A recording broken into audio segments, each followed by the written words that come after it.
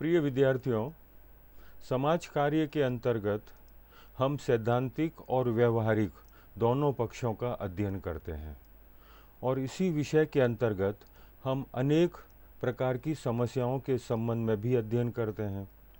जब कभी हम समाज कार्य में समस्याओं की बात करते हैं तो समाज में बहुत सारे ऐसे समूह हैं, बहुत सारे ऐसे वर्ग हैं जो अनेक प्रकार की समस्याओं से प्रत्यक्ष या परोक्ष रूप से उनका सामना कर रहे हैं।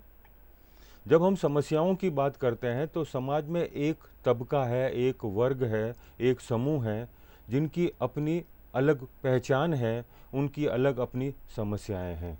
आज उसी से संबंधित हम उनकी समस्याओं के संबंध में बात करेंगे और वो समूह हैं अनुसूचित जातियां, जिन्हें हम शेड्यूल्ड कास्ट कहते हैं। जब कभी हम भारतीय समाज की विशेषताओं की बात करते हैं तो उनमें एक प्रमुख विशेषता यहाँ की जाति व्यवस्था है और कई बार तो हम यह कहते हैं कि भारतीय समाज की पहचान ही जाति व्यवस्था है।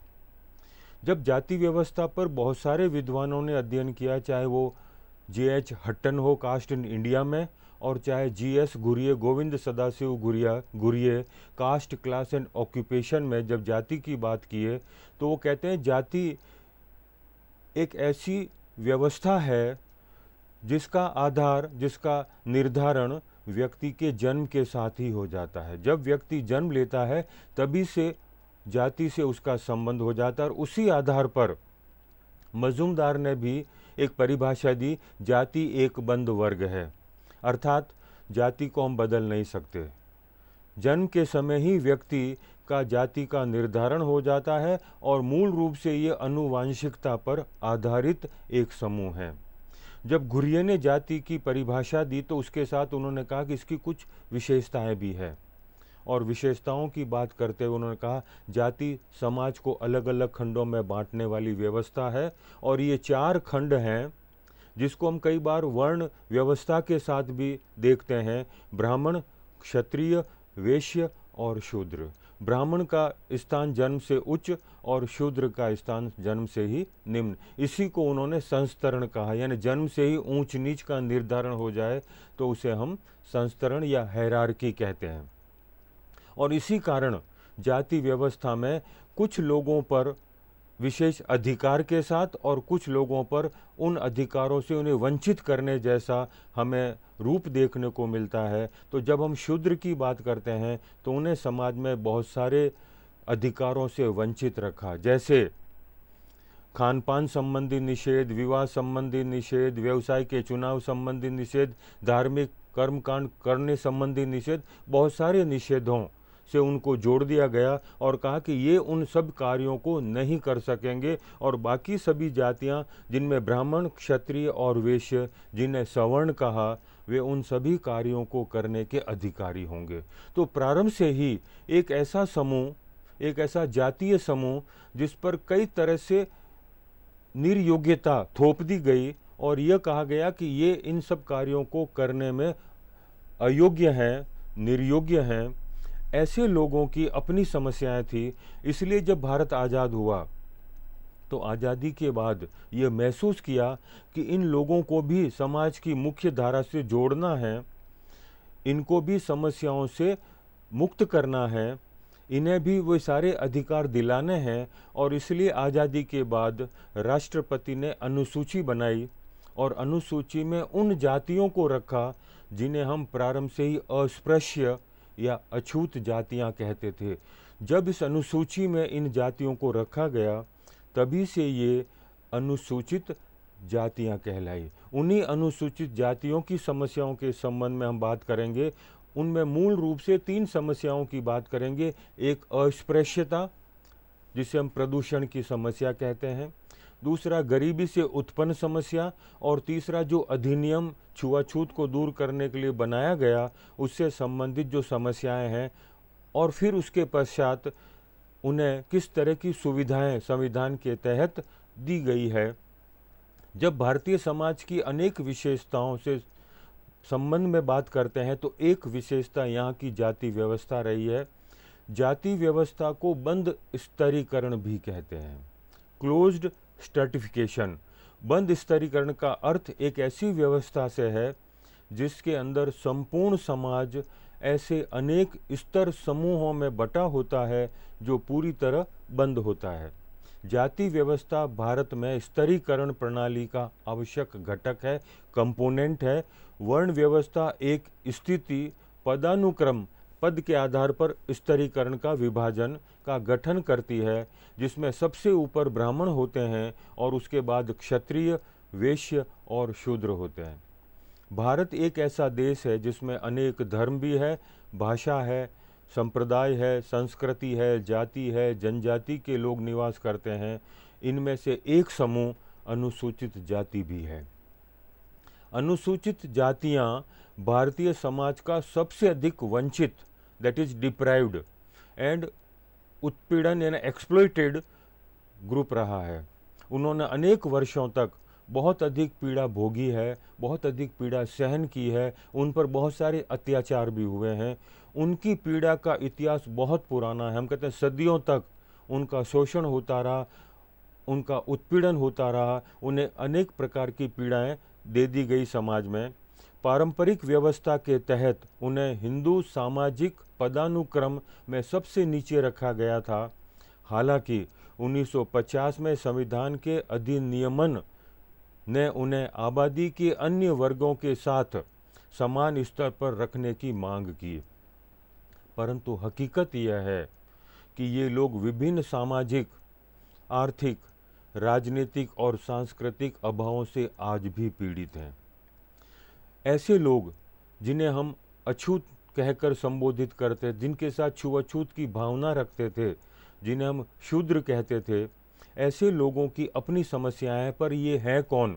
जाति व्यवस्था में व्यक्ति की परिस्थिति निर्धारण जन्म से ही हो जाती है। न जन्म से ही व्यक्ति को उच्च या जन्म से उसे निम्न पद दिया जाता है, और चाहते हुए भी व्यक्ति अपनी परिस्थिति को बदल नहीं सकता। इसका अर्थ यह है कि व्यक्ति के स्तर समूह का निर्धारण जन्म या आनुवांशिकता के आधार पर होता है। जो व्यक्ति चाहता भी है पर उसे बदल नहीं सकता, क्योंकि ये एक बंद व्यवस्था, मजूमदार कहते हैं caste is a closed system, हम उसको बदल नहीं सकते। भारतीय समाज में आदिकाल से ही जाति प्रथा का प्रचलन रहा। इरावती कर्वे का मत है कि यदि हम भारतीय संस्कृति के तत्वों को समझना चाहते हैं तो जाति प्रथा का अध्ययन नितांत आवश्यक है। यही कारण है कि समय समय पर इतिहासकारों, जनगणना आयुक्तों, समाजशास्त्रियों, मानव शास्त्रियों और अन्य देशी और विदेशी विद्वानों ने जाति प्रथा का अध्ययन किया। जाति व्यवस्था में जिन्हें शूद्र कहा जाता था, उन्हीं को आगे चलकर अनुसूचित जाति नाम दिया। अनुसूचित जाति एक राजनीतिक कानूनी शब्द है। इसे पहले साइमन कमीशन और फिर भारतीय सरकार अधिनियम 1935 द्वारा गढ़ा गया शब्द है।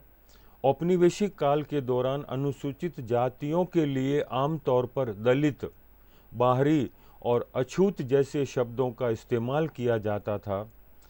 गांधी जी ने इन्हें हरिजन, भगवान के लोग कहा, लेकिन 1935 के भारत सरकार अधिनियम के पारित हो जाने के बाद उन्हें आमतौर पर अनुसूचित जाति के रूप में जाना जाने लगा।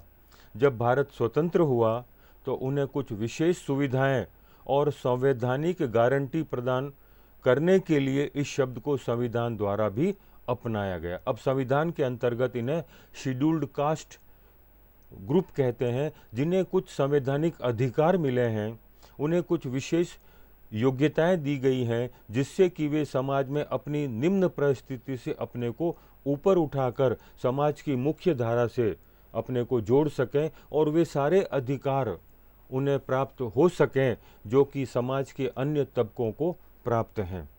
जब भारत के विभिन्न राज्यों की बात करते हैं तो देश के 31 राज्यों और केंद्र शासित प्रदेशों में कुल मिलाकर 1241 ऐसे जातीय समूह आदि हैं जिन्हें अनुसूचित जाति, जिन्हें दलित भी कहा जाता है, के रूप में अधिसूचित किया गया है। 2011 की जनगणना के अनुसार इनकी कुल जनसंख्या 20 करोड़ 14 लाख है और ये देश की कुल जनसंख्या का 16.68% है।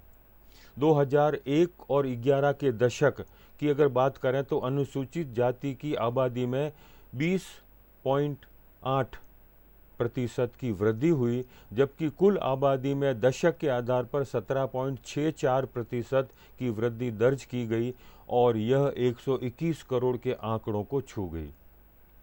तो जो ऐसे लोग हैं जिनको अछूत कहा जाता था, अनटचेबल्स कहा जाता था, जिनके साथ छुआछूत की भावना रखी जाती थी, जिन्हें समाज में संस्तरण में सबसे निम्न स्थान दिया जाता था, इसी कारण से उनकी अपनी कुछ समस्याएं थी जो प्रत्यक्ष या परोक्ष रूप से वो उन समस्याओं का सामना कर रहे थे। तो जब हम अनुसूचित जातियों की समस्याओं की बात करते हैं तो उन्हें हम 3 वर्गों में विभक्त कर सकते हैं।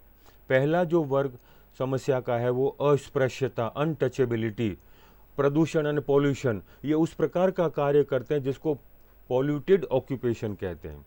उनकी अपनी समस्याएं। अनुसूचित जाति को गंदे व्यवसाय करने पड़ते थे, जैसे रात की मिट्टी जिसे शौच कहते हैं और मृत जानवरों को उठाना, मूत्रालयों और मवेशियों के स्थान की सफाई करना, कपड़े धोना और दाह संस्कार के स्थानों पर कुछ कर्तव्यों का पालन करना। इन व्यवसायों को प्रदूषित या अशुद्ध माना जाता था, इसलिए इन व्यवसायों को करने वाले लोगों को अछूत माना जाता था, अनटचेबल्स कहा जाता था और अनटचेबिलिटी से उन्हें जोड़ा जाता था। अस्पृश्यता की प्रथा के कारण परंपरागत रूप से अनुसूचित जातियों को निम्नलिखित प्रकार की विकलांगताओं से पीड़ित होना पड़ता था। इसी कारण ड्यू टू अनटचेबिलिटी, अस्पृश्यता के कारण उन्हें कुछ समस्याओं का सामना करना पड़ता था। उनमें पहला, कोई शारीरिक संपर्क नहीं, यानी उनके साथ कोई संपर्क नहीं रखना चाहता था। अछूत अनुसूचित जाति के व्यक्ति ग्राम सभाओं और पूजा में भाग नहीं लेते थे। वे एक अलग बस्ती में रहते थे, उनके बच्चे स्कूल नहीं जाते थे और ऊंची जाति के बच्चों के साथ नहीं खेलते थे। गांव की सड़कों से गुजरने के लिए उन्हें ढोल बजाना पड़ता ताकि लोगों को ये पता लग जाए कि अनुसूचित जाति का व्यक्ति आ रहा है। कई प्रकार की निर्योग्यताएं उन पर थोप दी गई, यहाँ तक कि उनकी परछाई भी अगर सवर्णों पर पड़ेगी तो ऐसी सोच थी कि वो अछूत हो जाएंगे। इसलिए उन्हें जब सफाई के लिए गांव में या शहर में आना पड़ता था तो उन पर प्रतिबंध ये था कि वह सुबह 9 बजे से पहले और शाम को 3 बजे के बाद नहीं आएंगे, क्योंकि उस समय उनकी परछाई लंबी होती थी और परछाई लंबी होने के कारण अगर सवर्णों पर वो परछाई पड़ेगी तो वह अस्पृश्य हो जाएंगे, वो अछूत हो जाएंगे, इसलिए उन पर प्रतिबंध था। कई प्रकार से शिक्षा से उन्हें वंचित किया, उनके बच्चे स्कूल नहीं जा सकते क्योंकि वे अछूत। इस प्रकार की निर्योग्यताएं, उनका फिजिकल कांटेक्ट सभ्य समाज के लोगों से नहीं था, यही उनकी अपनी समस्या थी। इसी प्रकार की बात करें तो सामान्य कुओं और टैंकों के उपयोग पर प्रतिबंध। कई बार हमें ये देखने को मिलता, गांव में कुआं जहां सवर्ण जाति के लोग पानी भरते थे वहां पर उनको पानी भरने की मनाही थी और अगर पानी उनको लेना है तो सवर्ण जाति का पानी कुएं से निकाल कर उन्हें ऊपर से डालता था ताकि उसका संपर्क न हो जाए। इस प्रकार की छुआछूत की भावना लोगों की मानसिकता में थी। अनुसूचित जाति के सदस्यों को पानी लाने के लिए सामान्य गांव के कुओं और टैंकों का उपयोग करने की अनुमति नहीं थी। उनके पास अलग अलग कुएं और टैंक थे या वे अपनी रसोई में पानी डालने के लिए कुछ लोगों के सौजन्य पर निर्भर थे, वो पानी देंगे तभी वो पानी ले पाएंगे। इसी तरह मंदिर में प्रवेश पर भी उनको निर्योग्य माना गया। अनुसूचित जाति के व्यक्तियों को पूजा करने के लिए मंदिर में प्रवेश करने की अनुमति नहीं थी। उनसे धार्मिक प्रवचन सुनने, प्रार्थना करने और धार्मिक ग्रंथों का अध्ययन करने की अपेक्षा नहीं की जाती थी। इतिहास में कई बार ऐसे दृष्टांत भी हमारे सामने आए कि पता चला कि किसी अस्पृश्य जाति के व्यक्ति ने धार्मिक मंत्रों को श्रवण कर लिया, सुन लिया, तो सवर्ण जाति के लोग उसको इतना बुरा मानते थे कि उनके कान में कीलें ठोकर पर्दे तक फाड़ देने जैसे दृष्टांत भी हमें इतिहास में दिखाई देते हैं। इस तरह की निर्योग्यताएं उनके साथ रखी गई। इसी तरह अन्य व्यावसायिक जातियों से सेवा प्राप्त नहीं की गई, जैसे पुजारी, कारीगर जातियां, धोबी और डोम अर्थात जो मृत्यु अनुष्ठान करने वाले लोग हैं ने अनुसूचित जाति के व्यक्ति को अपनी सेवाएं प्रदान नहीं की, अर्थात वे उनके यहाँ जाकर किसी प्रकार का काम करने के लिए अपने को उचित नहीं मानते, क्योंकि वे निर्योग्य हैं और निर्योग्य के लिए हम अपनी सेवाएं नहीं देंगे, वो वर्जित है। इसी प्रकार से पका हुआ भोजन भी स्वीकार नहीं किया जाता था। इन लोगों के हाथ से बना हुआ भोजन नहीं ग्रहण करेंगे। तथाकथित शूद्र, जिसे अनुसूचित जाति कहा जाता है, के द्वारा पकाया गया भोजन उच्च जातियों द्वारा स्वीकार नहीं किया जाता था। अनुसूचित जाति के हाथ का पानी भी स्वीकार नहीं था। जब हम भोजन संबंधी निर्योग्यता की बात करते तो ब्राह्मण, क्षत्रिय, वैश्य और शूद्र, जिसमें ब्राह्मण अपने से निम्न जाति के यहाँ अगर जाएगा तो भोजन कौन सा लेगा, कच्चा भोजन लेगा या पक्का, इस तरह के कुछ नियम बने हुए थे। लेकिन यह नियम स्पष्ट रूप से दृष्टिगत होते थे कि निम्न जाति अर्थात शूद्र जाति के व्यक्तियों द्वारा पकाया हुआ भोजन ऊपर की तीनों जातियां यानी क्षत्रिय, वैश्य और ब्राह्मण स्वीकार नहीं करेंगे, क्योंकि ये अस्पृश्य हैं। इसी तरह दूसरी जो समस्या अनुसूचित जाति के लोगों द्वारा महसूस की गई वो थी गरीबी से उत्पन्न समस्याएं। अनुसूचित जातियों को उनके आर्थिक अधिकारों से वंचित कर दिया गया, इसलिए वे गरीब बने रहे और दूसरों पर निर्भर रहे। अनुसूचित जाति की गरीबी से जुड़ी समस्याओं की बात करें तो वह निम्न प्रकार की है। पहली, भौतिक अभाव। जब गरीबी होती है तो कई प्रकार की चीज़ें हमें प्राप्त नहीं हो पाती है, क्योंकि हमारे पास उन चीज़ों को प्राप्त करने के लिए आर्थिक संसाधन नहीं है। अनुसूचित जातियों को घर, जमीन, जानवर, आभूषण आदि रखने की अनुमति नहीं थी, इसलिए वे भौतिक संपत्ति से वंचित रहे। इसी तरह भूमिहीनता, उनके पास अपनी जमीन भी नहीं कि जहाँ पर वो कृषि संबंधी कार्य करके अपना जीविकोपार्जन कर सकें। अनुसूचित जाति के पास निवास और कृषि के लिए भूमि नहीं थी। वे स्वामियों की भूमि पर बनी झोंपड़ियों में रहते थे और कृषि श्रमिक के साथ साथ बंधुआ मजदूर के रूप में भी काम करते थे। बॉन्डेड लेबरशिप उनके साथ जुड़ा हुआ एक अभिशाप था, एक कलंक था, और अनेक वर्षों तक वे बंधुआ मजदूर की तरह कार्य करते रहे अपनी जीविकोपार्जन के लिए। इसी तरह शैक्षिक पिछड़ापन, चूंकि वे गरीब थे इसलिए अपने बच्चों को स्कूल भेजने में असमर्थ थे। न तो उन्होंने खुद ने शिक्षा प्राप्त की, अब चूंकि खुद ने शिक्षा प्राप्त नहीं की, इसलिए शिक्षा का महत्व भी उन्हें पता नहीं था और इसीलिए वो अपने बच्चों को भी उचित शिक्षा दिलाने में असमर्थ थे। अभाव और खराब सामाजिक आर्थिक परिस्थितियों के कारण अनुसूचित जाति के बच्चे स्कूल नहीं जाते थे और वे शैक्षिक रूप से पिछड़े रह गए। आज़ादी के बाद सरकार ने उनके लिए स्कूलें खोल दी जहां वो अपने बच्चों को शिक्षा दिला सकते हैं, पर अनुसूचित जाति के सभी बच्चों का स्कूल में नामांकन कराना संभव नहीं हो सका, क्योंकि उनकी आर्थिक स्थिति बहुत ही कमज़ोर थी। वे इतने निर्बल थे कि स्कूल में अपने बच्चों को शिक्षित कराने के लिए आर्थिक संसाधन नहीं जुटा पाए। इसके साथ रोजगार और सरकारी सेवाओं से भी उन्हें वंचित रखा गया। स्वतंत्रता के बाद उनमें से कुछ को सफाई कर्मचारी, चौकीदार, चपरासी आदि जैसी सरकारी नौकरियों में नियुक्त किया गया। ऐसे कुछ सरकार ने प्रावधान किए जिससे कि इन लोगों को सरकार में नौकरियां प्राप्त हो गई। अब उनमें से कुछ ने उच्च शिक्षा प्राप्त भी कर ली है और अच्छे पद पर भी हैं, लेकिन उनमें से अधिकांश आज भी खेतीहर मजदूरों के रूप में जीवन यापन कर रहे हैं, जहां मजदूरी के भुगतान में उनका शोषण किया जाता है। इसी तरह ऋणग्रस्तता, इंडेप्टेडनेस और बंधुआ मजदूरी, ये इनके लिए एक अभिशाप बन गया।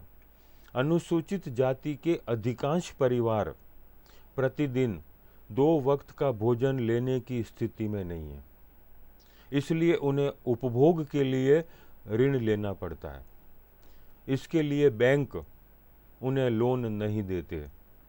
उन्हें अपने नियोक्ताओं से ऊंची ब्याज दरों पर ऋण लेना पड़ता है। ऋणग्रस्तता और ब्याज सहित पूंजी चुकाने में असमर्थता के कारण वे बंधुआ मजदूर बन जाते हैं। कई बार जब हम अध्ययन करते हैं अनुसूचित जातियों और जनजातियों को, तो हमें ऐसे भी उदाहरण मिलते हैं कि अनुसूचित जातियों के लोग या अनुसूचित जनजातियों के लोग अपने मालिक के यहाँ जो जमींदार हैं बंधुआ मजदूर की तरह कार्य करें। जब हम अध्ययन किए तो हमको ऐसा पता लगा, तो हमने उनसे पूछा भी बंधुआ मजदूर कैसे बने, तो उन्होंने कहा अपने जीवन यापन के लिए, बच्चों की शादियों के लिए और अन्य ऐसे कार्य, सामाजिक कार्यों के लिए हमें जब उनसे पैसा लेना मजबूरी हो गई और हमने उनसे पैसा लिया, तो उन्होंने बहुत अधिक ब्याज दर पर हमको पैसा दिया जिसको हम चुकाने में असमर्थ हो गए, और उसका परिणाम ये हुआ कि उन्होंने हमें बंधुआ मजदूर बना दिया और उसी कड़ी में उनके बच्चे भी बंधुआ मजदूर बन गए। तो पीढ़ी दर पीढ़ी बॉन्डेड लेबरशिप की एक चेन बन गई, जिनमें माता पिता से बच्चे और बच्चे से उनके बच्चे इसी कड़ी में जुड़ गए और वे एक कलंक के साथ जी रहे हैं जिन्हें हम बंधुआ मजदूर। हालांकि सरकार ने बंधुआ मजदूरी प्रथा को समाप्त कर दिया, पर अप्रत्यक्ष रूप से हमें बहुत सारे ऐसे दृष्टांत देखने को मिलते हैं जहां पर अनुसूचित जाति के लोग बंधुआ मजदूर की तरह अपने जमींदार के यहाँ पर खेतीहर मजदूर के रूप में कार्य कर रहे हैं। इसी तरह उनकी गरीबी के कारण उनके सामने उनकी अपनी स्वास्थ्य संबंधी एक गंभीर समस्या का भी वे सामना कर रहे हैं। अनुसूचित जाति के घरों में, यानी उनका घर जो गंदी बस्तियों के रूप में है, न तो वहाँ खिड़कियाँ हैं, न वहाँ पर शुद्ध हवा और प्रकाश की उचित व्यवस्था है, न वहाँ पर मूत्रालय या शौचालय है, और न ही गंदे पानी के निकास की नालियाँ हैं। अर्थात एक दूषित वातावरण रूपी मकान में उन्हें अपनी निम्न आर्थिक स्थिति के कारण जीवन यापन करना पड़ रहा है, या हम कहें उनकी मजबूरी है। वे एक ही कमरे में मवेशियों के साथ रहते हैं। सड़क पर मूत्र और रात की मिट्टी का निर्वहन, वे सड़क पर गाय का गोबर, राख और घरेलू कचरा बाहर ही फेंकते हैं। उनके पास पीने के पानी के लिए कोई पक्का कुआं या हैंडपंप नहीं है। ऐसे अस्वच्छ वातावरण में वे जीवन यापन कर रहे हैं, जिसके कारण अनेक प्रकार की बीमारियां उन्हें घेर रही हैं। हम कहते हैं कई बार वे कुपोषण के भी शिकार हो रहे हैं और अल्प पोषण के भी वो शिकार हैं, जो अनेक प्रकार की बीमारियों के रूप में उभर कर सामने आ रहा है। यानी अपनी इस दयनीय स्थिति के कारण ही अनुसूचित जातियों को अनेक प्रकार की स्वास्थ्य संबंधी समस्याओं का भी सामना करना पड़ रहा है। इसी प्रकार से उन पर अत्याचार बहुत अधिक हो रहे हैं। अनुसूचित जाति को, चूंकि जातीय संस्तरण में उनकी स्थिति सबसे निम्न है, इसलिए उन पर अत्याचार बहुत अधिक हुए हैं और अत्याचार की इसी समस्या का वो सामना भी कर रहे हैं। उनके घर जला दिए गए, उनके जानवर, बकरियां और मुर्गियां छीन ली गई और महिलाओं को अपमानित किया गया।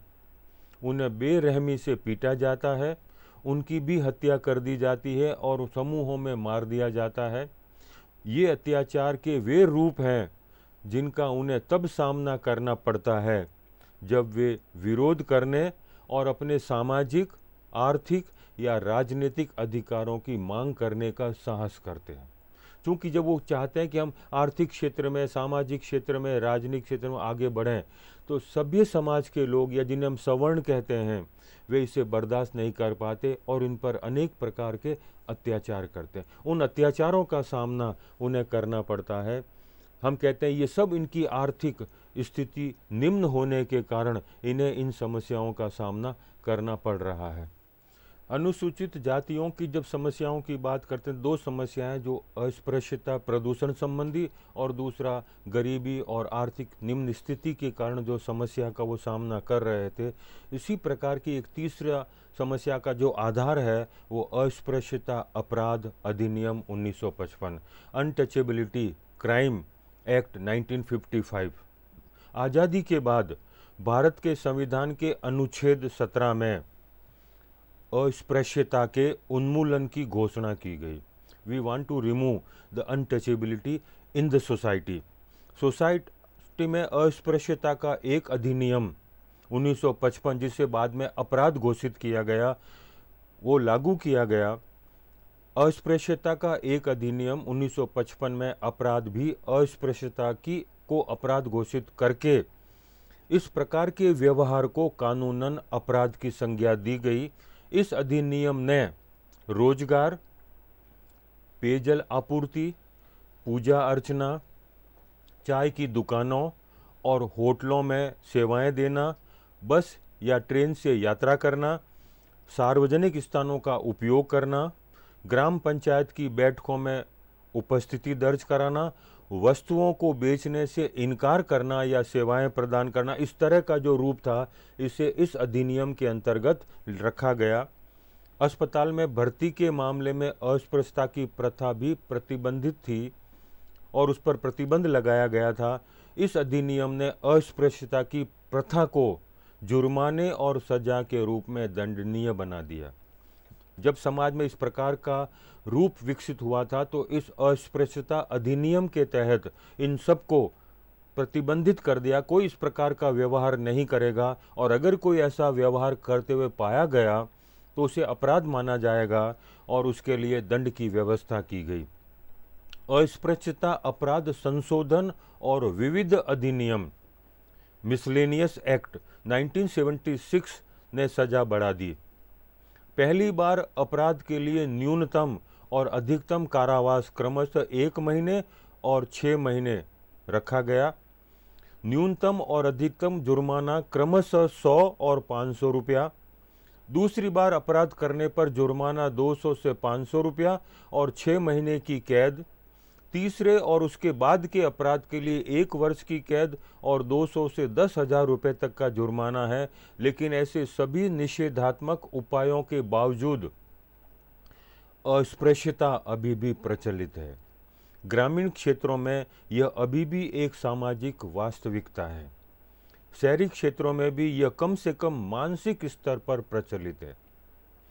आज भी इन लोगों के सामने अनटचेबिलिटी, अस्पृश्यता एक ऐसा कलंक बन गया है, एक ऐसा अभिशाप है जिनका वो सामना कर रहे हैं एक मानसिक स्तर पर। इसीलिए अनुसूचित जाति के लिए संविधान में कुछ विशेष प्रावधान किए गए ताकि ये आर्थिक क्षेत्र में, राजनीतिक क्षेत्र में, शैक्षिक क्षेत्र में अन्य समाज के वर्गों के समक्ष अपने को खड़ा कर पाएं और वे उन सब का उपभोग कर पाएं जो कि समाज के सवर्ण जाति के लोग सदियों से उपभोग कर रहे थे। भारत के संविधान के लागू होने के साथ ही अनुसूचित जातियों को कुछ आवश्यक अधिकारों और लाभों की गारंटी दी गई। अनुच्छेद 341 एल के तहत किसी राज्य के राज्यपाल से परामर्श के बाद संविधान निर्दिष्ट कर सकता है जाति, नस्ल, जनजाति या जातियों या नस्लों जनजातियों के भीतर समूहों के हिस्से जिन्हें संविधान के प्रयोजन के लिए अनुसूचित जाति माना है। हालांकि अनुच्छेद 341(2) के अनुसार भारत की संसद कानून बनाकर किसी भी समूह को अनुसूचित जाति की सूची में शामिल या बाहर कर सकती है।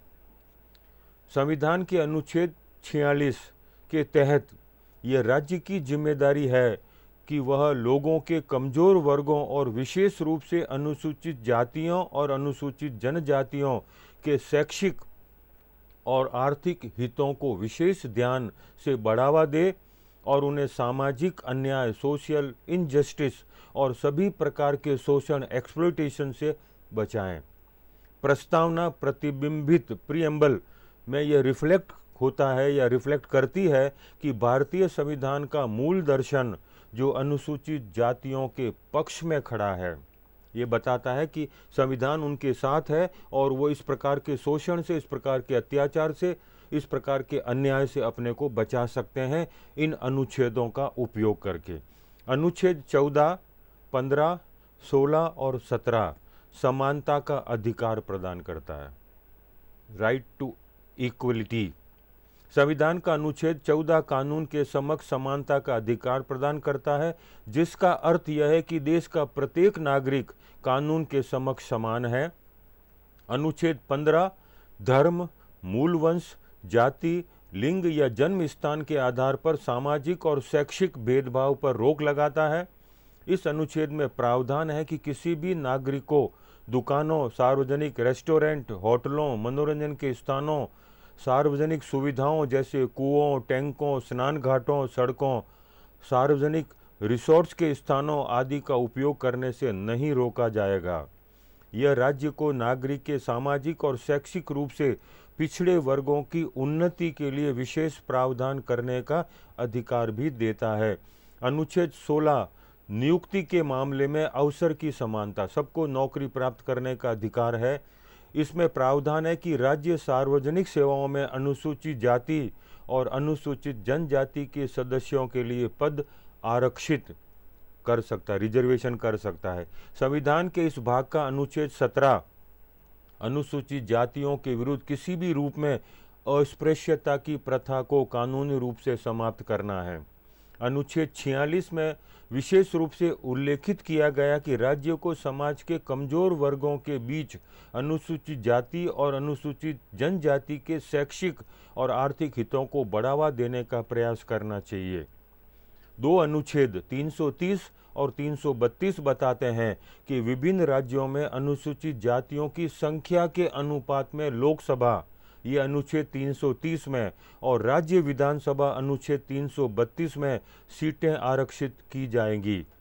अंत में अनुच्छेद 340 के अनुसार राष्ट्रपति नागरिकों के सामाजिक और शैक्षिक रूप से पिछड़े वर्गों की कठिनाइयों की जांच करने और ऐसी कठिनाइयों को दूर करने के लिए सिफारिशें करने के लिए एक आयोग नियुक्त कर सकता है। आयोग को नागरिकों के इन वर्गों द्वारा उनके कल्याण, सुरक्षा और विकास के लिए विभिन्न अनुच्छेदों के तहत किए गए प्रावधानों के कारण हुई प्रगति का जायजा लेने का भी अधिकार है। अर्थात संविधान के तहत अनुसूचित जातियों को, अनुसूचित जनजातियों को अनेक प्रकार की संवैधानिक सुविधाएं उपलब्ध करवाई गई और विशेष रूप से शैक्षिक, आर्थिक और राजनीतिक क्षेत्र में उनके लिए सीटों का आरक्षण भी किया गया, reservation in economic, educational and political sphere, जिससे कि उनका सही अनुपात शिक्षा के स्तर में, आर्थिक क्षेत्र में और राजनीतिक में, और चूंकि उनकी जनसंख्या लगभग कुल जनसंख्या का 16% है, इसलिए सरकार ने 15%, जब ये आरक्षण लागू किया उस समय उनकी कुल संख्या लगभग 15% थी, इसलिए उनके लिए रिजर्वेशन जो है वो 15% किया गया और अनेक अनुच्छेदों के माध्यम से उन्हें सुविधाएं उपलब्ध करवाने के लिए संविधान में विशेष प्रावधान किए गए। इन सब के आधार पर हम कह सकते हैं कि भारतीय समाज में जाति व्यवस्था और वर्ण व्यवस्था जब प्रारंभ से रही है तो वर्ण व्यवस्था में 4 वर्ण थे, ब्राह्मण, क्षत्रिय और वैश्य, और चौथा शूद्र। शूद्र का भारतीय समाज में प्रारंभ से ही सबसे निम्न स्थान रहा और अनेक प्रकार से उन्हें अधिकारों से वंचित रखा, जिनसे न तो उनका शारीरिक, मानसिक, शैक्षिक, आर्थिक, राजनीतिक और अन्य प्रकार का विकास हो सका। इसलिए आज़ादी के पश्चात इनके लिए अलग से अनुसूची बनाने और उसमें उनको सम्मिलित किया, तब से ये अनुसूचित जातियां कहलाई। इसके अलावा उनके उत्थान और विकास के लिए संविधान में अनेक प्रावधान किए गए, जिससे कि वे भी समाज की मुख्य धारा से जुड़ सकें और अपना संपूर्ण विकास कर सकें। इसके लिए संविधान में विशेष प्रावधान कर आरक्षण की भी व्यवस्था कर दी गई, जिससे कि ये आरक्षण का लाभ उठाकर अपना संपूर्ण विकास कर सकें।